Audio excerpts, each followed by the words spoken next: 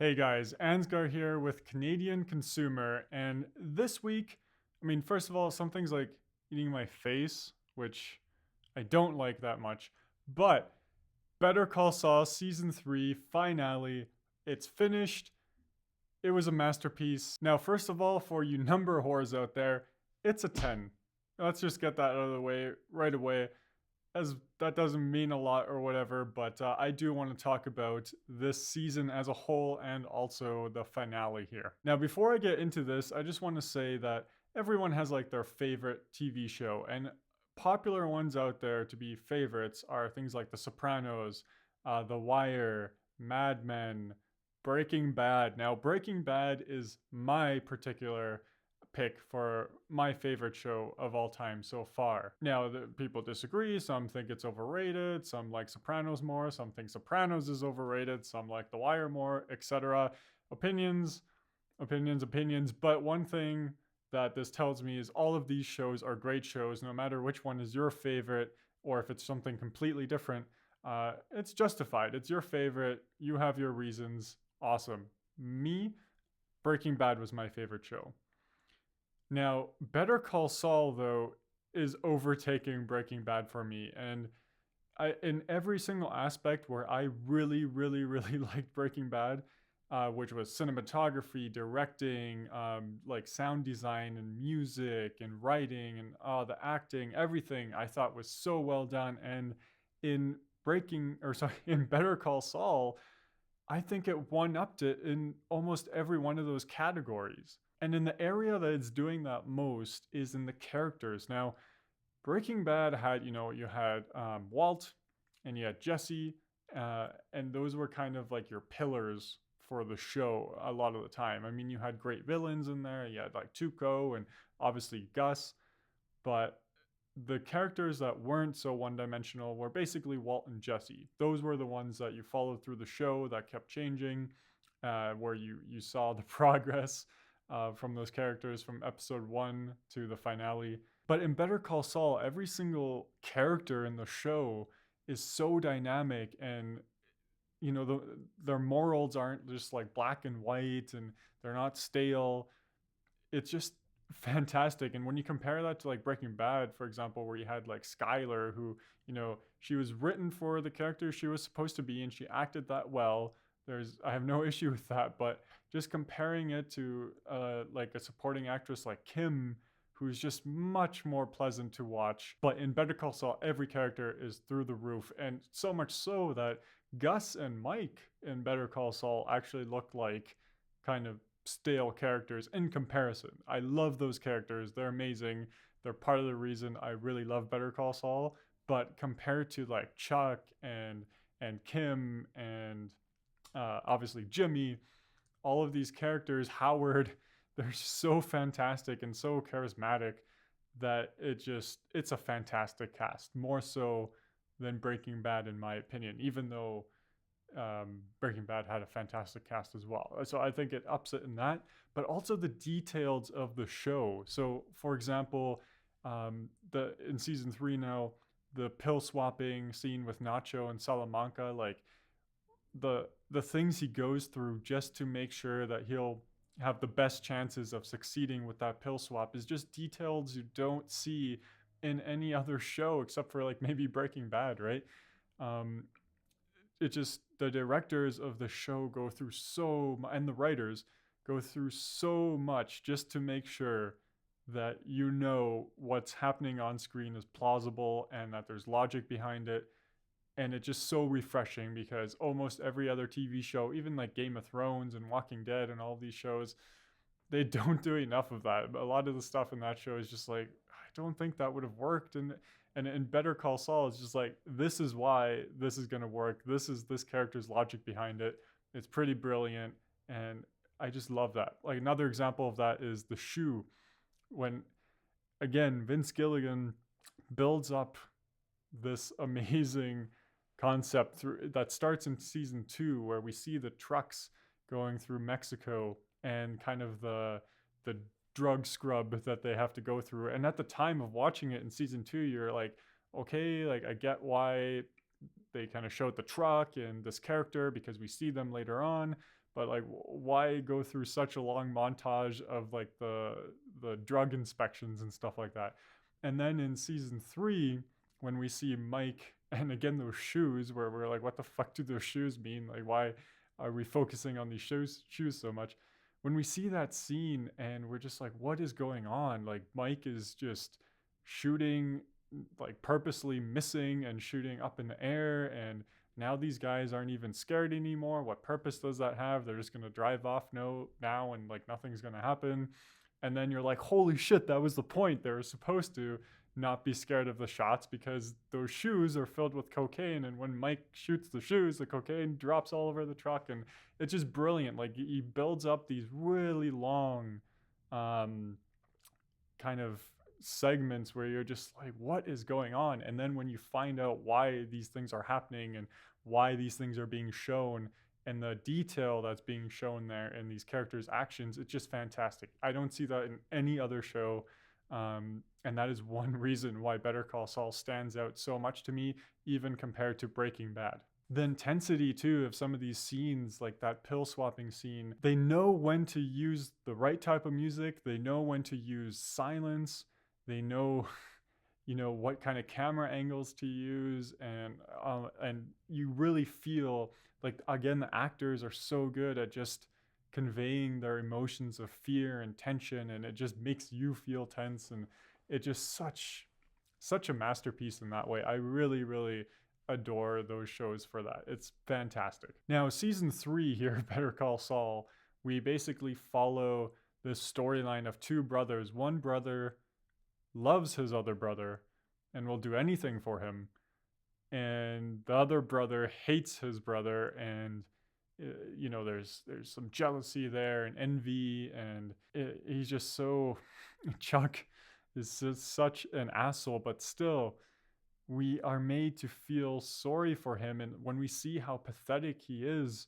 it just, that hate that you have towards that character kind of turns into, I don't know, like sadness. And especially at the end of the finale of Better Call Saul season 3, I mean, it is sad. It is really, really sad. And that quick jump that we see of Chuck working hard to overcome his, mental issue, and then when everything falls apart on his end and he doesn't get what he wants, and he's basically, kicked out of the company, and Howard is just like, you know what, fuck you, here's your money, it's out of my own pocket.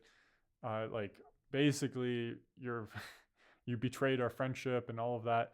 And you can just see Chuck gave up. He had nothing left. He didn't have Jimmy anymore. He didn't have Howard. He didn't have the law or the company anymore. There was nothing for him to motivate him or to make him want to succeed in overcoming his mental illness. And he just relapsed hardcore. And you see that, and you kind of see a lot of success that he has in overcoming his mental issues and the things he's going through to make sure, like, so this is a black mug, and this is, a gold fucking thing, and like, and this is a wine glass, like, just the things that he makes mental notes of. And you can tell he's really, really trying to overcome it. And electricity is on everywhere, and he seems to be doing fine, even though you can tell he's not 100% fine at all, but he is working hard at overcoming it. And then in the same episode, you see him relapse so hard. And there's the electrical meter in his house is just, there's one little thing that's on somewhere, and he's trying to find that, and he's tearing apart the whole house, and any electrical appliances are thrown out. It's hard to watch. And then when he ends up kicking the lantern over and taking his own life, and again, that symbolism we had at the beginning of season 3, when Jimmy was talking to Chuck about the adventures of Mabel, and that story that they would always read. And we saw that flashback in the beginning of this finale as well, where they're in the tent, and Chuck is just, he's reading the story, and it's describing, the noises in the background, and like the rustling of the leaves, and that imagery is also what we see in the last moments of the finale, where it's, we see the outside shot of Chuck's house, and we hear the wind in the leaves and the animals barking, and it is kind of this unsettling yet somewhat peaceful kind of scene. And it's just the way that they kind of juxtaposition that, and the symbolism of the lantern in the end, which is ultimately his undoing. And you can, the moment you hear the lantern and you hear that again, which also you did at the beginning of the episode, they very prominently gave you the sound of that lantern, especially when Chuck said, just listen. Um, and in the last shot, as soon as I heard that lantern go like, and you hear him kicking, and it's like bang, bang, bang. I was like, what the hell? And the first glimpse I had of that lantern, I was like, oh my God, he is kicking the lantern off. It's gonna, shatter. It's gonna set the house on fire. He's gonna kill himself. And it's such a tragic thing to watch. And the cool thing is too, I watched the very first episode called Uno from Better Call Saul from season 1, and like the first conversation that Jimmy has with Chuck is about accepting the money from Howard and the company, and how Chuck doesn't want to leave.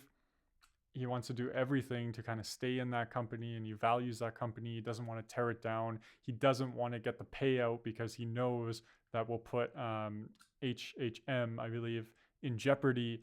And you see kind of his love for that company.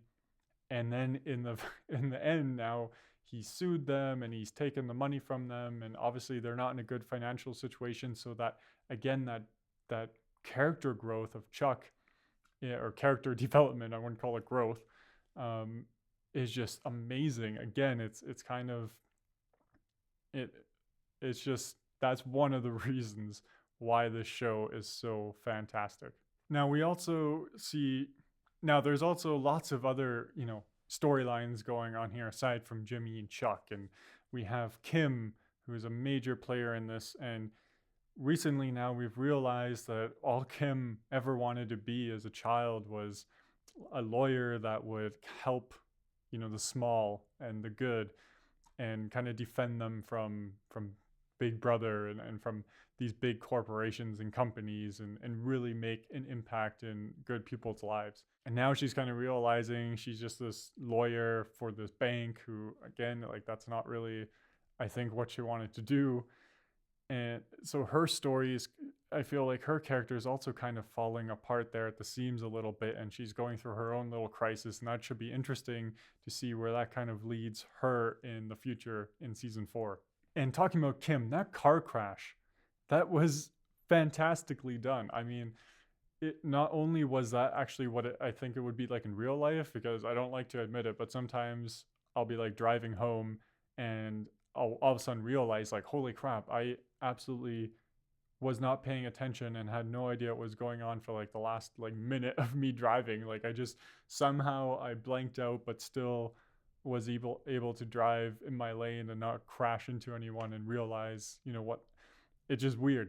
Like sometimes your brain just seems to shut off, and that kind of happened here. That's how they kind of showed it with Kim's car crash too, where, she's talking to herself and she's thinking, and then all of a sudden just boom, like no, didn't even cut anything, didn't even like go to black or foreshadow anything. It was just like done.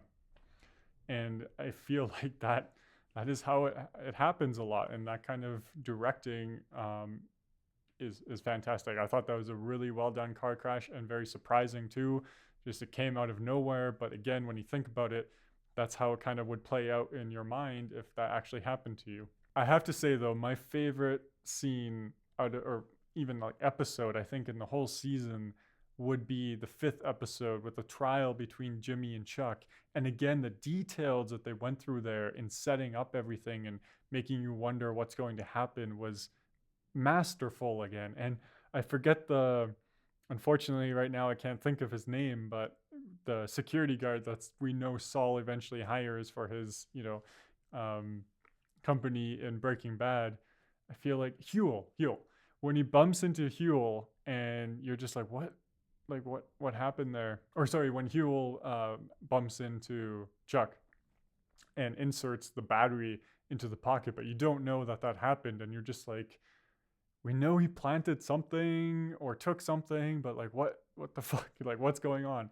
And when you find out exactly what he did, and then how Jimmy also played him with the cell phone and making him think that there was something in the cell phone and then there wasn't, and then Chuck felt like he won, but then Chuck realized there was a battery in it. Like, the whole thing is insane, but it's so logical and makes sense. And again, those details and setting up that whole scene were so well done. And that is, again, I'll repeat, that is one of the best things about the show, is the amazing writers on this, who, by the way, must be like scam artists or something, because I couldn't come up with half the shit they think of. And in a show that's all about lawyers and the law, a lot of people, like, when you read comments on other reviews and stuff like that, they would complain that they're not making use of that, scenery and stuff like that. Like, there aren't a lot of trials, and that's should be the strong point of the show, which I totally disagree with. But they did focus basically almost an entire episode on a trial,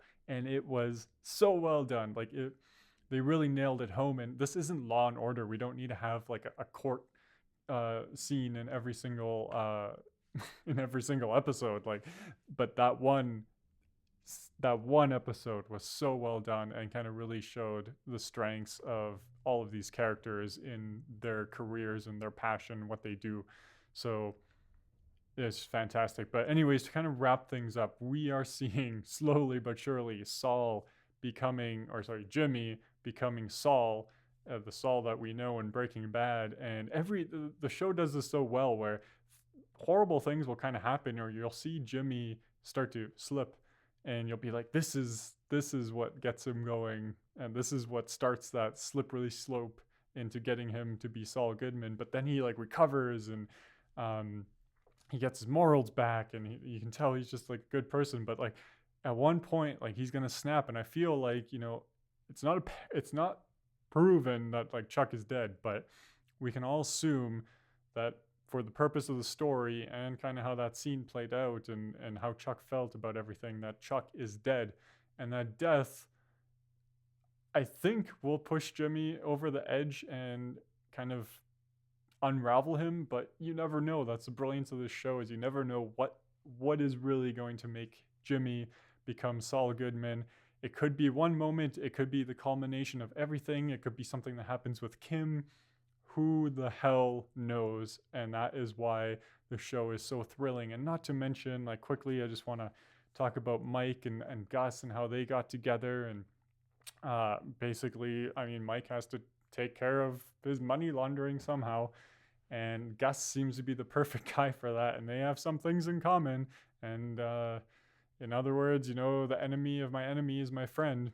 And that's kind of seems to be like kind of what Gus is to Mike now, and vice versa. They kind of found this alliance between the two of them where they can help each other out. And Salamanca is such a, like, I thought he was terrifying in a wheelchair, but Salamanca on his 2 feet, just staring at you dead in the eye. Like, I mean, he's not quite Tuku level intimidation, but he's just such a despicable yet powerful, and also childish in a way type of man. But he knows no games. Like, he will end your life if you're in his way. And he's such a terrifying, and again, really well played character. And his tension, or the tension between him and Gus and oh man, I can't think of his name right now, but basically their boss, that is also, every time those guys are on the screen, it is intense. Nacho is one of my favorite characters as well, because he has that perfect, he's kind of like that Jesse character, who he's in this situation, you can tell he's a good man. We don't know why he's in this business, how he got there, like, who knows the story behind that, but he doesn't really fit in there. But he's good at what he does, and he reminds me a lot of Jesse. But I love that actor, and yeah, I love the character of Nacho. Just fantastic. And the fascinating thing is, all of these characters are linked up in one way or another. Whether it's just by kind of your 6 degrees, Jimmy knows Mike, he's going to know Gus because of that.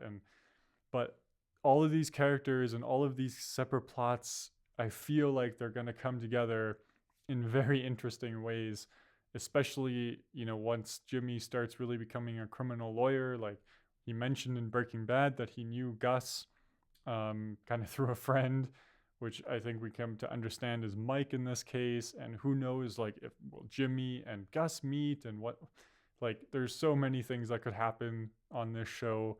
And the question of why is Kim not in Breaking Bad? What happened to her? Like, did anything even happen to her? Or is she just not present, never on screen? Or is she dead? Or is her life in shambles? Or does she work at a really successful company somewhere else? Like, who knows what's going on with Kim?